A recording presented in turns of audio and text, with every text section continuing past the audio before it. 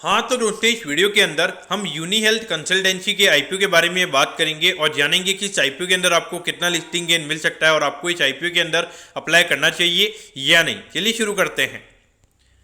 तो देखिए, सबसे पहले हम ये जानेंगे कि ये कंपनी क्या काम करती है। तो देखिए, जो कंपनी है 2010 में ये कंपनी स्टार्ट हुई, यानी कि लगभग 12 से 13 साल ये कंपनी को स्टार्ट हुए हो चुके हैं। देखिए, जो कंपनी है जो मुंबई से स्टार्ट हुई है, तो इस कंपनी की अगर हम बात करेंगे तो अफ्रीकन कंटिनेंट है वहाँ पे ये कंपनी हमें हॉस्पिटल्स रन करती हुई यहाँ पे हमें नजर आती है।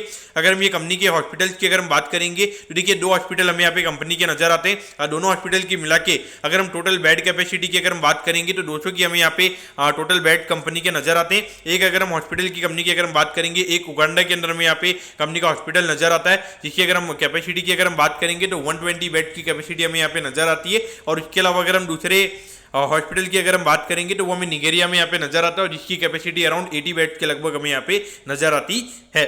उसके अलावा अगर हम देखेंगे तो यहाँ पे इनका जो प्रोजेक्ट मैनेजमेंट वाला काम भी कंपनी हमें प्रोवाइड करवाती हुई नजर आती है। यानी कि अगर कोई हॉस्पिटल अगर किसी को नया हॉस्पिटल सेटअप वगैरह करना है तो उसकी कंसल्टेंसी सर्विसेज होती है वो भी ये कंपनी प्रोवाइड करवाने का काम करती है। अभी अगर हम देखेंगे 300 से भी ज़्यादा बेड वाला एक हॉस्पिटल हमें यहाँ पे उंडी पुणे के अंदर हमें यहाँ पे बनता हुआ नजर आ रहा है, तो उसकी जो कंसल्टेंसी सर्विसेज जो हमें यहाँ पे ये कंपनी प्रोवाइड करवाती हुई नजर आ रही है। और उसके अलावा अगर हम देखेंगे तो केनिया और अंगोला के अंदर भी यहाँ पे कुछ यहाँ पे प्रोजेक्ट चल रहे हैं, तो वहाँ पे भी कंपनी हमें कंसल्टेंसी सर्विसेज प्रोवाइड करवाती हुई नजर आ रही है। लेकिन देखिए, लगभग अगर आप देखोगे एक हॉस्पिटल को अगर हम बात करेंगे, एक बिल्डअप होने के लिए अच्छा खासा पैसा लगता है। अगर हम बात करेंगे, अगर आपको 100 बेड कैपेसिटी वाला अगर आपको अच्छा खासा हॉस्पिटल अगर आपको खोलना है तो मेरे ख्याल से अराउंड 40 से 50 करोड़, अगर हम नॉर्मल टायर 1 टायर 2 सिटीज़ की अगर हम बात करेंगे वहाँ पे 40-50 करोड़ रुपये लग जाते हैं। और उसके अलावा अगर हम मेट्रो सिटीज़ की अगर हम बात करेंगे तो वहाँ पे तो मुझे लगता है कि लैंड कॉस्ट वगैरह करके बाकी सब अगर हम देखेंगे तो आराम से 100 करोड़ के लगभग अगर अच्छा खासा, यानी कि अराउंड 5000 स्क्वायर फीट के हिसाब से अगर आपको हॉस्पिटल अगर बनाना है तो मेरे ख्याल से अच्छा खासा वहाँ पे पैसा लगता होगा। जो कि उसके अलावा अगर हम देखेंगे तो इन्वेंट्री वगैरह भी होती है, काफी ज्यादा इक्विपमेंट भी लगते हैं, तो वो सारी कॉस्ट मिला के अगर हम देखेंगे तो काफी अच्छा पैसा वहाँ पे लग जाता है। तो उसका कुछ पार्ट अगर इन्हें कंसल्टेंसी के फॉर्म में अगर मिलता है तो वहाँ पे डेफिनेटली एक अच्छी इनकम ये कंपनी के लिए बन सकती है। उसके अलावा अगर हम बात करेंगे तो यहाँ पे इनका एक फार्मास्यूटिकल वाला करके इनकी एक सब्सिडरी कंपनी भी है, तो वहाँ पर ये कंपनी जो फार्मा प्रोडक्ट्स होते हैं, जो मेडिकल प्रोडक्ट्स होते हैं, तो उसे ये कंपनी एक्सपोर्ट करने का काम करती है। तो देखा जाए तो यहाँ पे ऑल ओवर अगर हम देखेंगे तो फार्मा ट्रेडिंग भी ये कंपनी हमें करती हुई नजर आती है। उसके अलावा कंसल्टेंसी सर्विसेज भी प्रोवाइड करवाती है, खुद का हॉस्पिटल भी है। तो ऑल ओवर देखा जाए तो अच्छा खासा बिजनेस मॉडल हमें यहाँ पे ये कंपनी का नजर आता है। अब अगर हम ऑब्जेक्टिव की अगर हम बात करेंगे, यानी कि जो यहाँ पे कंपनी को पैसा मिलने वाला है उसे कंपनी कैसे यूटिलाइज करेगी, तो देखिए यहाँ पे जो इनका विक्टोरिया हॉस्पिटल करके जो इनका उगांडा में हॉस्पिटल है, तो वहाँ पे कंपनी को कुछ कैपेक्स वगैरह करना है, तो मेरे ख्याल से कुछ मशीनरी वगैरह वहाँ पे कंपनी खरीदेगी, यहाँ पे कुछ एक्सपांशन वगैरह वहाँ पे कंपनी करेगी। और उसके अलावा यहाँ पे जो इनका जो ग्लोबल हेल्थ करके जो इनका एक ज्वाइंट वेंचर है, तो उसके अंदर वहाँ पे कंपनी को कुछ इन्वेस्टमेंट करने, तो उसके लिए यहाँ पे ये कंपनी का आईपीओ में आता हुआ नजर आ रहा है। बाकी इनकी जो बायो हेल्थ लिमिटेड करके इनकी एक और सब्सिडरी कंपनी है, तो उसके अंदर इनको इन्वेस्ट करना है। लेकिन देखिए, कभी भी अगर कोई कंपनी सारा इन्वेस्टमेंट अगर आप देखोगे ये सारा सब्सिडरी के अंदर हमें यहाँ पे ये कंपनी इन्वेस्ट करती हुई नजर आ रही है। तो देखिए, सब्सिडरी के अंदर क्या होता है कि आपको ज़्यादा बताने की जरूरत नहीं होती कि आपने क्या कहाँ पर उस पैसे को यूज़ किया है। अगर आप उसको मेन पेरेंट कंपनी के लिए अगर आप उस पैसे को मंगाओगे तो वहाँ पे कैसे उसका यूटिलाइजेशन हुआ है, तो वो चीज़ें हमें पता चलती है। लेकिन वो चीज़ें कहने के देखा जाए तो ये हमें रेड फ्लैग भी नजर आता है। लेकिन देखिए, अगर ये पैसा अच्छे से यूटिलाइज होगा तो एक long term point of view से यहाँ पे शेयर होल्डर के लिए यहाँ पे पैसे बन सकते हैं। अब अगर हम कंपनी के प्रमोटर्स की अगर हम बात करेंगे तो देखिए, डॉक्टर अनुराग शाह कंपनी के प्रमोटर्स है, और उसके अलावा अक्षय परमार जी हमें यहाँ पे ये दोनों कंपनी के प्रमोटर नजर आते हैं।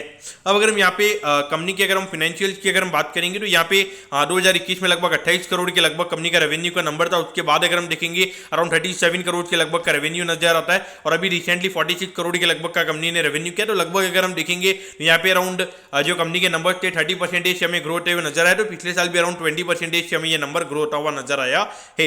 अगर हम प्रॉफिटेबिलिटी की बात करेंगे तो यहाँ पे नंबर 5 करोड़ के लगभग था, और उसके बाद में ये नंबर हमें गिरता हुआ नजर आया था।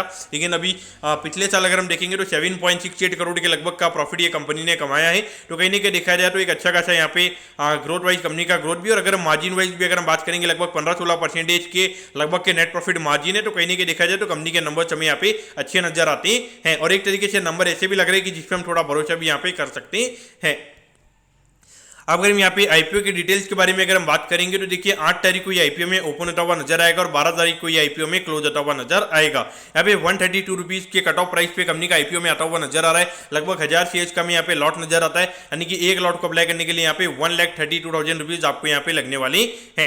अगर मैं इशू साइज की अगर हम बात करेंगे तो देखिए 56 करोड़ 55 लाख रुपीज के लगभग का आईपीओ में यहाँ पे नजर आता है, और जिसमें अगर हम रिटेल कोटा की अगर हम बात करेंगे अराउंड 33 से 34% के लगभग का रिटेल कोटा, यानी कि अराउंड 17 से 18 करोड़ के लगभग का हमें यहाँ पे रिटेल कोटा कंपनी का नजर आता है। यानी कि ये मान के चलिए कि लगभग 1500 लॉट हमें यहाँ पे रिटेल कोटा में नजर आते हैं। और ये जो कंपनी, ये कंपनी हमें एनएससी के एसएमई प्लेटफॉर्म पे ये कंपनी हमें लिस्ट होती हुई नजर आएगी।